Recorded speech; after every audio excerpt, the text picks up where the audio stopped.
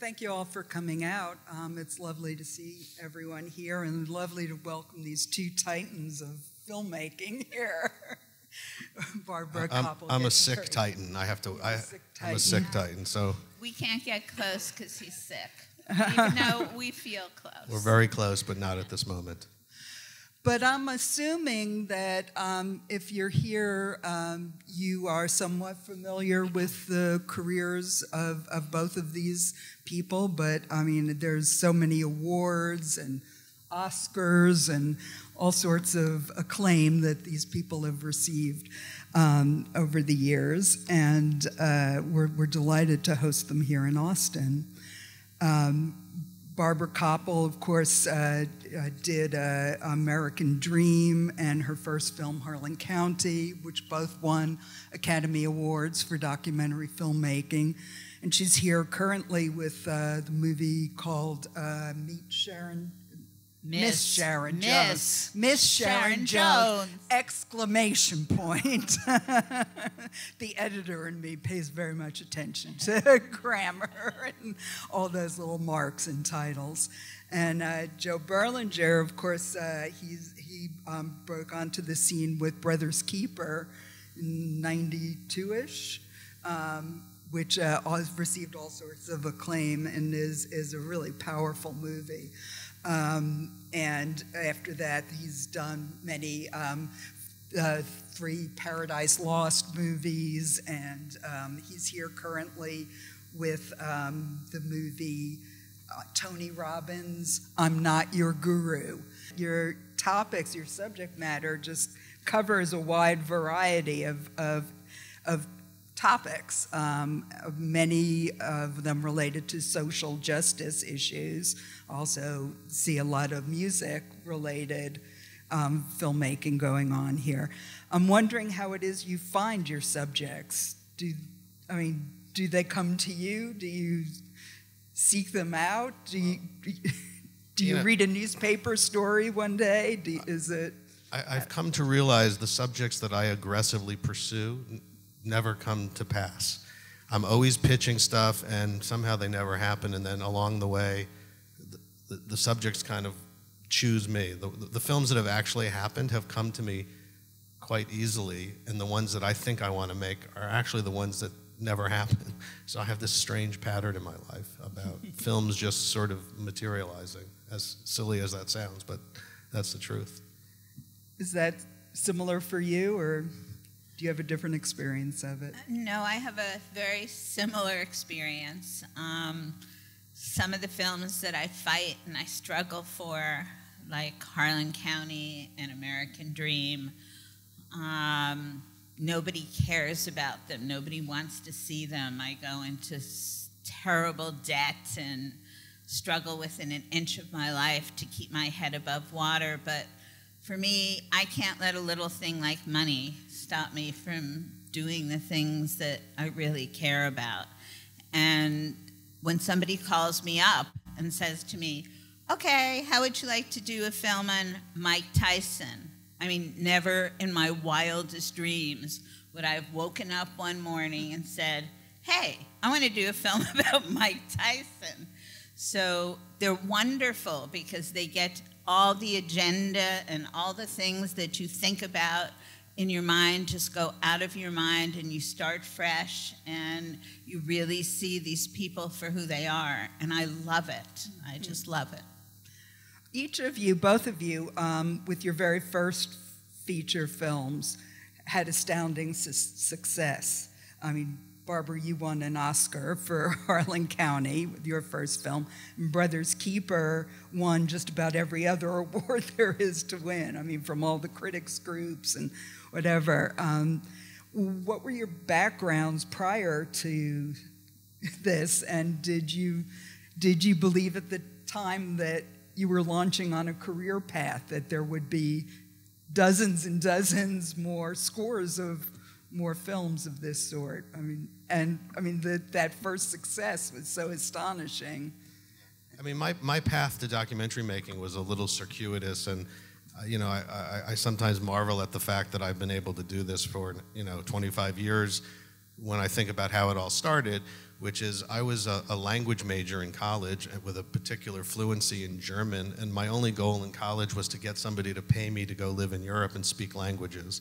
And so I bluffed my way into a job at Ogilvy and Mather, which is a big international ad agency, and they sent me to Germany to coordinate a project, the details of which are too boring to go into, but I was living in Germany at the age of 22, working in advertising, which I knew nothing about, and the first time I was ever on a film set was an American Express commercial in Germany, and that's when the light bulb went off, and I said, filmmaking, that sounds interesting. And so I got myself back to New York a couple of years later after doing that job. Ogilvy transferred me back to New York, and I was a producer on American Express commercials at Ogilvy and Mather, and we hired the Maisel brothers to shoot some real people commercials.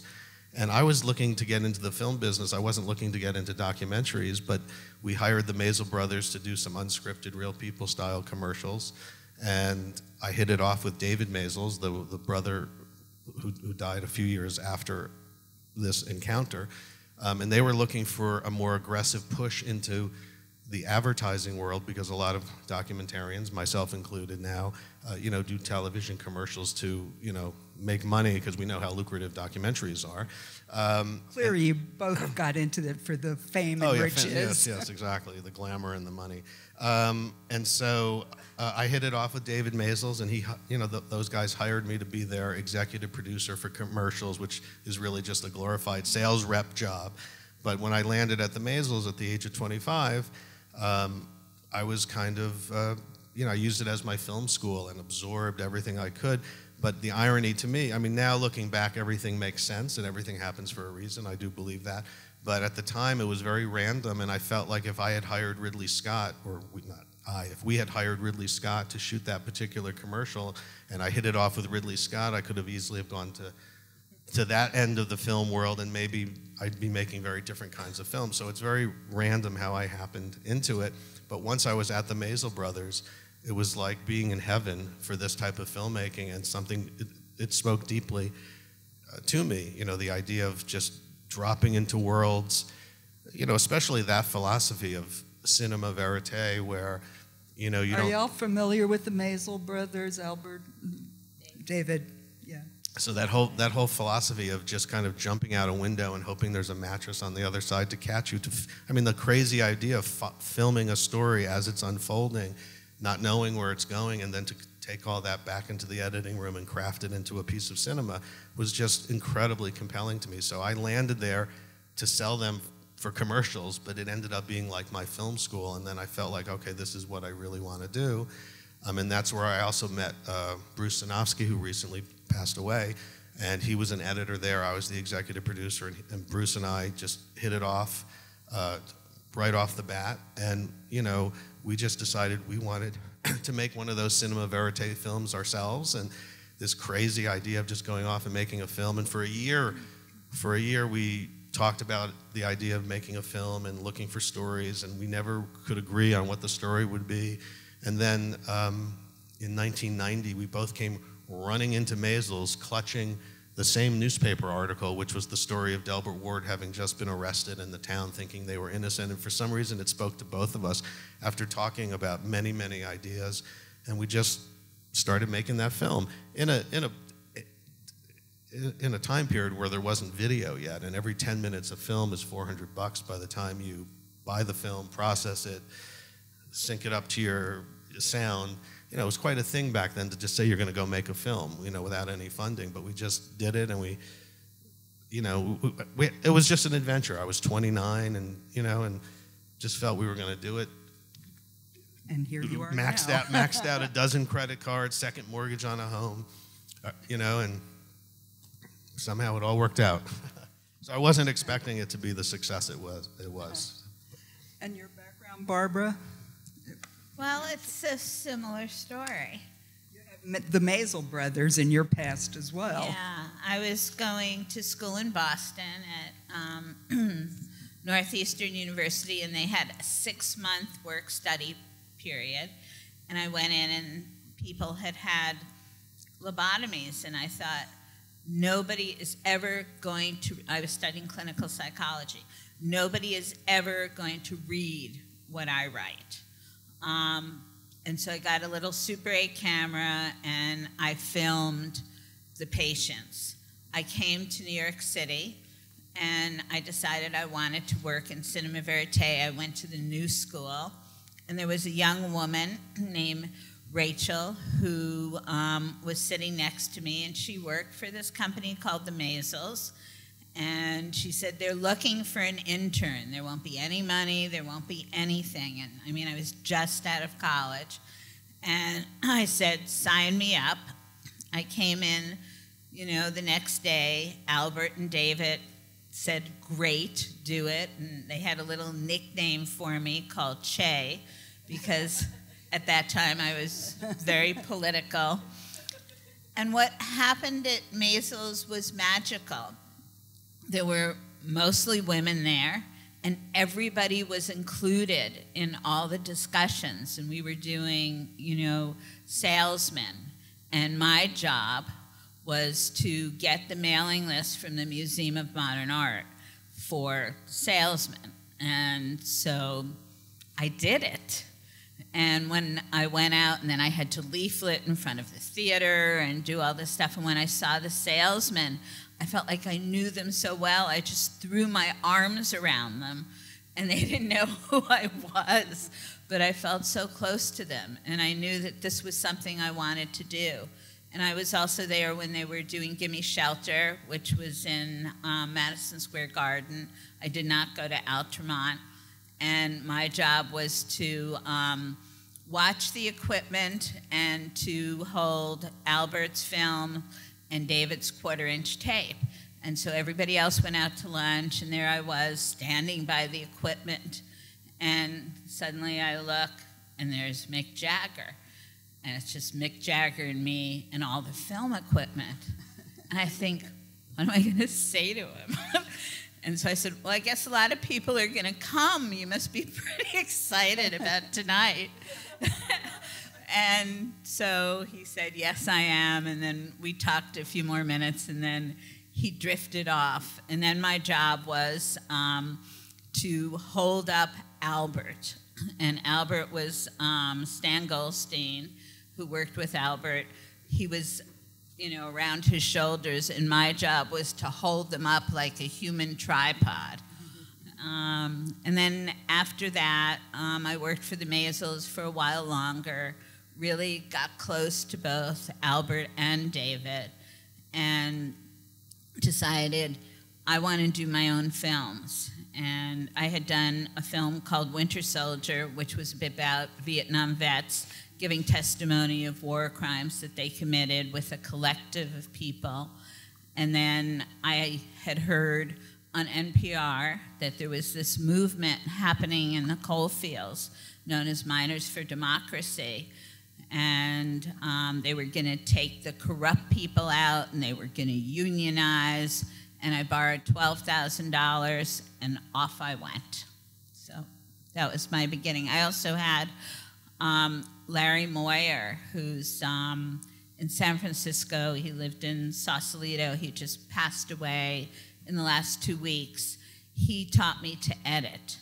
And he would go out, and he would leave me a 20-minute piece, and he'd say, okay, Che, I'm going out for lunch. I want this 20-minute piece cut down to 10 minutes by the time I get back. And I started to learn about storytelling. So I had so many mentors and so many people that cared about what I did that I vowed to do that also in my life. Well, I'm wondering, with this kind of fly-on-the-wall cinéma-verité styles that you seem to be carrying on from the Maisel brothers and others, how often is it you find, I mean, you find your subject, but then what is it different once you get to the editing room? I mean, do you find your story there, or do you know some of the story going into it, or?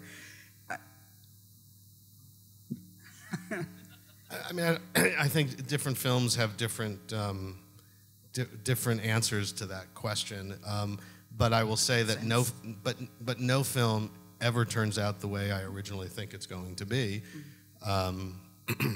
And they're always an amazing journey, and that's the part that's so, just as a human experience, to have the privilege to just drop into people's lives and follow a story and see where it goes is just, why I keep doing this.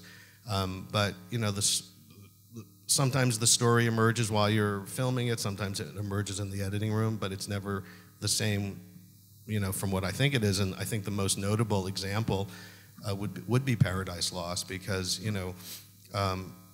Sheila Nevins at HBO sent us an article. She loved Brothers Keeper. She sent us an article saying, the article was about these 3 bloodthirsty teens in Arkansas who had done these satanic ritual murders. The prosecution was saying on a scale of 1 to 10, the evidence is an 11. The alleged confession was printed in, it was like an open and shut case, and Sheila was interested in a kids killing kids film. Satanic killing kids. And so we went down to make a kids killing kids film. And that's what we thought we were starting off doing. And the first couple of months of that experience, we bonded very closely with the families of the victims that had not yet gotten access to the West Memphis 3, although they weren't called the West Memphis 3 then, obviously. So we were working on the access to the defendants, but spending an immense amount of time with the families of the victims, thinking we were telling their story and the story of these horrible, rotten kids. And we finally got the access to the 3 defendants, filmed our initial interviews, and just something deep inside of me said, this is with all of the media saying they were guilty, and everyone convinced, and the trials had not yet started. So something deep inside of me said, something's not right here. I looked at Jason Baldwin, who was the alleged knife man who had allegedly, according to the story, castrated one of the boys, and he was this sweet, quiet, shy kid with and I kept looking at his wrists, which were like this big, and Bruce and I talked afterwards and said, this doesn't feel right. It's not like we said, oh my God, they're innocent, but the feeling was, something's not right here. And as we continued to dig in, and this is again months before the trial began, it just was this overwhelming feeling that these are the wrong kids. The wrong suspects. And so I remember with great trepidation calling up Sheila Nevins, because if you know Sheila, she's a lovely, supportive, amazing woman, but she's got her own way of doing things and can be very quirky. And she wanted a kids killing. This was our first big, Brothers Keeper was a film we made for ourselves. This was our first big, wow, we're doing an HBO film and they're paying for it. And so I remember calling her with great trepidation, thinking, oh my gosh, if I tell her that I think these guys are innocent, I hope they don't pull the plug on the film and send us to the next kids killing kids situation. And luckily, to her great credit, because she was an amazing patron for 3 of these films, as soon as I told her that we felt that, something is different than what the prosecution is saying, she was obviously incredibly supportive. But, and this is a lesson I try to impart to younger filmmakers, if you go into a film with a predetermined idea of what your story is, it's just like, if you do an interview with somebody, of course you're going to have your questions as a roadmap, but if you stick to those questions and don't listen to the conversation, or if you go into a story and you want to prove something and you're determined to film the film that you think you're filming, you're going to miss the story. Because if I just had my eye on, okay, kids killing kids, we would have missed the obvious truth that rose to the top, which is, these guys are innocent. And for you, is much the same. I'm wondering, for example, in the Sharon Jones film, when you came on to film, if for those of you, it hasn't screened yet, I believe, right? Yeah, it did on the 11th, but it's screening Tuesday at 11. Okay. I hope you'll all get a plug come. in. I don't know at what point you came on to this film, but it's like starting off right before her big breakthrough record is coming out. And then her cancer diagnosis comes along. And were you aware that that was some of the direction the film was going to take when you went into it? Yeah. My first day of filming with Sharon Jones was really watching her transformation. She was having her hair cut off and she was you holding see it in the film. Yeah. in her hands, you know, the pieces of hair, and she was having her hair shaved, and then we went to the wig store.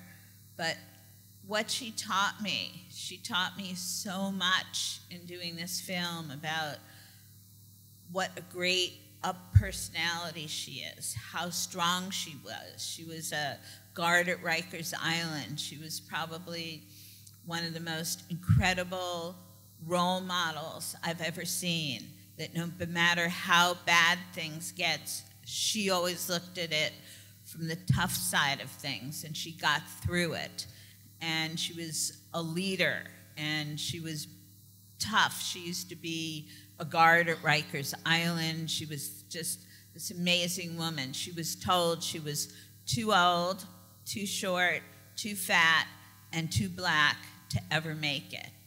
And she felt sorry for herself for a little while until her mother just said to her, "You are a talented, beautiful young woman with a voice that's just going to get into people's hearts and souls, and you go for it, kid." And she did. And she's one of the most wonderful people I know. If I had to pick a role model, it would be Sharon Jones. I'd say watching both of your films, because I watched them kind of back to back preparing for that, it was the most positive energy boost between Tony Robbins and all of his motivational stuff. I think people are going to be surprised at because I jokingly say I make a lot of feel-bad movies about prosecutorial misconduct, pollution of the Amazon. I think people are going to be expecting a takedown piece of Tony, but it's just the opposite. No, it's a pretty fascinating look, and Sharon Jones just does come out as this incredibly strong, inspiring person that I was kind of walking on air after watching both of them. I just want to say, though, that, you know, and I don't know if Joe feels this way too, we are so blessed and so lucky to be able to go out into the field, to meet these incredible people who just open up to us. I mean, the kind of access that he got in Paradise Lost astounds me. Every single family member in close quarters with the attorneys, with the families of both sides. I mean, you are just really remarkable. And no, you are. And I love your films, and I love what you do. She's being very modest. Her films are amazing and inspired me to make films. So. Well, what a love fest. There's one other question I wanted to ask about, because I find it both something that's common to both of your careers is that you've returned to subjects several times. Barbara, you've got like at least 3 movies about Woodstock that I'm aware of. I mean, they're all different. I mean, they're not about Woodstock. I mean, one is perhaps, the next one is more about the economy of it and the behind-the-scenes scene.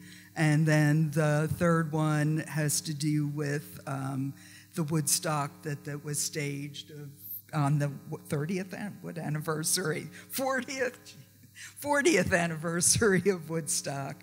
And Joe, I mean, you've made at least 2 Metallica movies. There are 3 chapters of the Paradise Lost movies. What is it that makes you return to those subjects? And how do you find anyone to say, you know, to fund it when don't they say, "You've made that movie already"?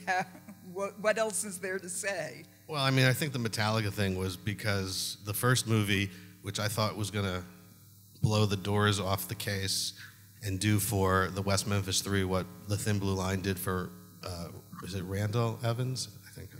Errol Morris. Errol Morris. No, but the subject is Randall Dale Evans, right? I should. Something like that, whatever. Whoever the death row guy was, and Thin Blue Line that I really should know, but the Z-Pack is taking control of my brain right now. But, you know, the first movie, and again, not to sound falsely humble or whatever, but, you know, the first film, you know, really, you know, great awards, great reviews, and you know, you're standing there accepting an award 3 years after the fact for the first Paradise Lost, and the guys are still in prison. And so, of course, to get that creative pat on the back was great, but both Bruce and I just felt really awkward that people are, you know, congratulating this piece of cinema and patting us on the back for what a wonderful film you've made. But, you know, Damien is still on death row. The case hasn't moved the needle. The other two guys are life without the possibility of parole. So we felt compelled to keep going, to keep shining a light. And interestingly, the first film, I think, is by far the best film, because it's pure cinéma-verité. It doesn't really take a point of view. It lets the audience come to its own conclusion. And unfortunately, 20% of the people who walked out of that movie came to the conclusion that the West Memphis Three are guilty, even though for me it's a film about a miscarriage of justice and prejudice. So the second and third films, I think, are actually inferior works of filmmaking, but they're exercises in advocacy. And so, you know, we just kept going, and luckily HBO supported it, but we decided to remove any ambiguity about our point of view in the second and third films, but because we felt haunted by the fact that these guys were still rotting in prison and people are slapping us on the back for, hey, great film. And again, of course, as an artist, you want that recognition, but when it involves a real situation like that, you just keep going.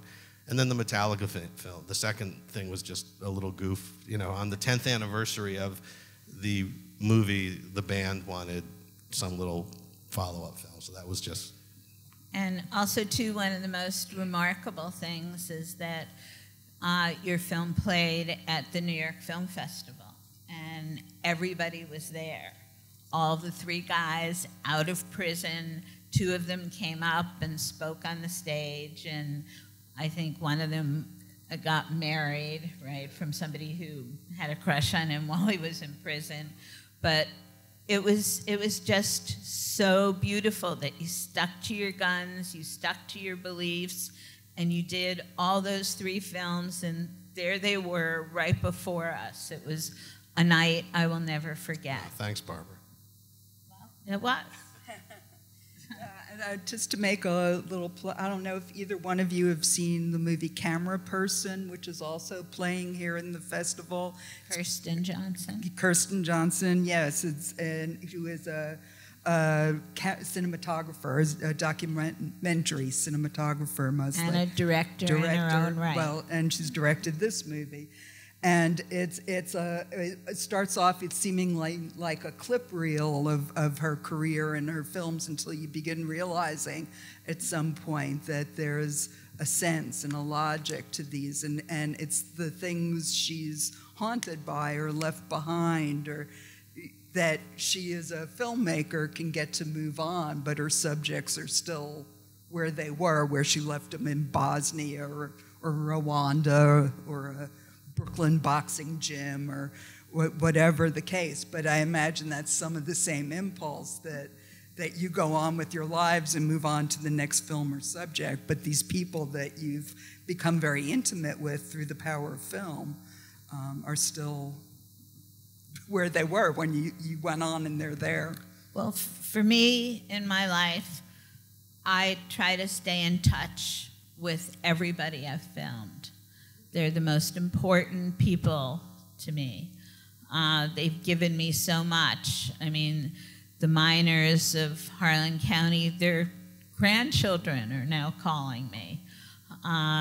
When Sudie Crusenberry died, and she was a woman in the film, when all the women were fighting with each other, and she just said, "I'm not after a man, I'm after a contract, and I'm bringing up 2 kids."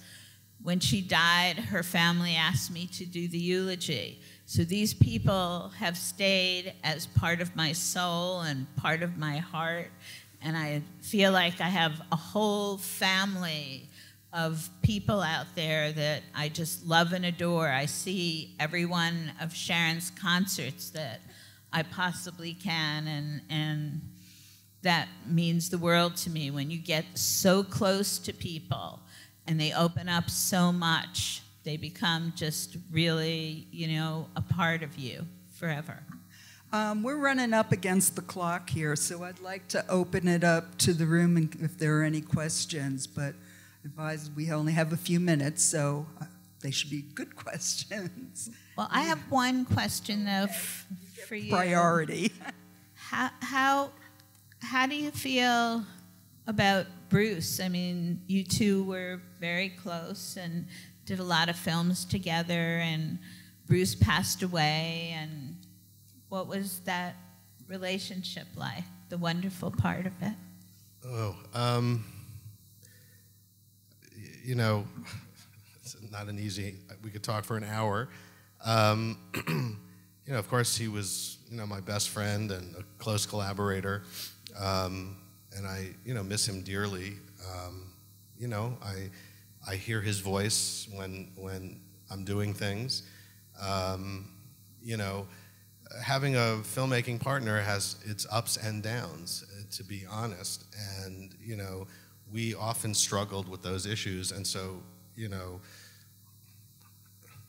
around 2004, we started really forging our own careers. So luckily, I have made enough films on my own now that his loss is not devastating on a professional level, but on a personal level, it's you know, it's a huge hole in my life because I miss, you know, we were always each other, as we embarked on our solo careers, we were always each other's biggest cheerleader. And I still, I mean, he's been, and he was quite sick for a number of years, so I was prepared intellectually for his death because he's been, you know, really sick since 2008. I mean, he actually lasted longer than we all thought. So intellectually, I thought I was prepared for it, but, you know, it was just devastating when it actually happened a year ago. And I still, I'll you know, the first thing I used to always do when I landed from a trip, and he the same, because, you know, we embarked on solo careers, but still were, as I said, each other's biggest cheerleader. You know, I would land or he would land, and the first thing I would do in the car home, because I live an hour from the airport, so I would, you know, in the car service, I would pick up the phone, hey, I got this, what do you think of that? I'm not sure I got a story here. And so I really, you know, I'm still have this impulse to call him to get his advice. So it's a big hole in my life, you know. But Thank you. If any of you have questions, you've made your way to the microphone, so let's go. Hi, my name is Mareke. I'm a Belgian producer. We're actually developing a film right now about the painter Magritte. I don't know if you're familiar with his work. He's one of our biggest painters. He'll be, it's gonna come up to his 50th year of his death. So we wanted to make a documentary on how his work is still relevant today and how it still influences some of our biggest artists now, like Paul McCartney, Sting, Steven Spielberg, and all those really big names. And for us as a Belgian producer, we think, I mean, we have the ambition of making this into like a quintessential film about Magritte. But it is kind of a challenge to approach these big names, being, you know, we're a very modest people, unlike our Dutch neighbors. But no, I'm just kidding. So I was wondering if you have, you know, advice or tips on how we would approach that, and maybe, I don't know, if you know any people that maybe could help. I know this is a very personal thing, I'm sorry. So, yeah. how to help you get in touch with those potential film subjects? No, the film subject that you like, want to film? Or? What would be good ways for us to like approach people to get involved in this story? I mean, what are your experiences with approaching people and trying to get them to do things for your story that you're trying to tell? Well, I've had a lot of experience with that, and most of the time people, you know, don't take me so seriously. But I think that if you have passion and you can really get out there and have perseverance and do it and really impart that vision to the people that you want to talk to, they will talk to you. And if you show them little clips of ideas and you keep pestering them in the most delightful, beautiful ways, they'll come across to you. And if you show them, you know, things that you want to do and ask their opinion of the best way to move forward and what themes they think they would like to see in a film like this, strike up a relationship with them. Don't let them go. Don't take no ever for an answer. If you think that somebody's really important to what you're doing, you go for it. And people around you will help you because they'll feel your passion and they'll feel what you want to do. So don't feel alone in this. Go for it. All right, thanks. All right. Next question. Hi. With so many digital distribution opportunities right now, like Amazon and Netflix, do you guys feel like we're really in the golden age of documentary? I don't know. I think we are, because at least for me and maybe for you, I used to go and to a cocktail party and people would say, well, what do you do? And I'd say, well, I make documentaries.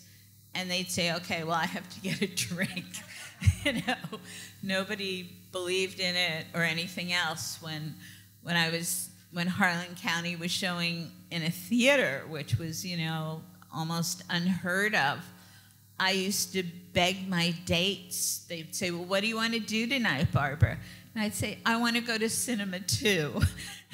And I would watch different people come out of the theater and ask them what they thought about the film.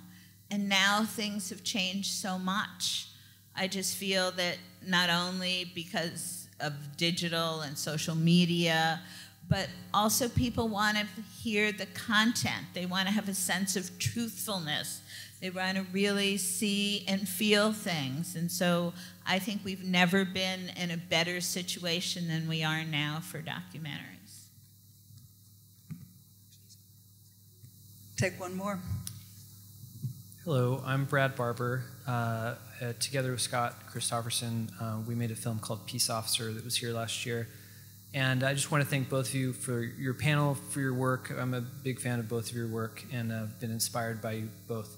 I also teach at a university, and I've got a team of young, amazing women that are making a documentary for their student thesis film about coal miners in central Utah, female coal miners specifically that have had kind of a unique set of challenges in how they've been treated, and now how they're sort of the first getting laid off in coal mines that are closing down in central Utah. So I just had to take the opportunity to ask Barbara if you have any advice or words of wisdom for them as not just making a film about coal miners specifically, but about being a woman documentary filmmaker. Thanks.